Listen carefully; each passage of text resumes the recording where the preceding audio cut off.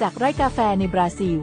คัดสรรมาอย่างพิถีพิถันเพื่อให้คุณได้ลิ้มลองรสชาติกาแฟบราซิลแท้ที่หอมกรุ่นเข้มข้นเป็นเอกลักษณ์เติมพลังให้วันของคุณทริมแม็กพลัสกาแฟปรุงสำเร็จสูตรพิเศษ 0% แลคโตสคอเลสเตอรอลไขมันทรานช่วยให้คุณรู้สึกสดชื่นกระปรี้กระเปร่าต้อนรับวันใหม่ได้อย่างเต็มที่ด้วยส่วนผสมจากธรรมชาติสารสกัดจากถั่วขาวส้มแขกกระบองเพชรใบชาเขียวใบแปะก๊วยวิตามิน B2 B6 B12 และไฟเบอร์อยากได้กาแฟดีๆสักแก้วไม่ต้องรอช้าทริมแม็กพลัสพร้อมเสิร์ฟความอร่อยถึงมือคุณทริมแม็กพลัสกาแฟที่เป็นมากกว่ากาแฟ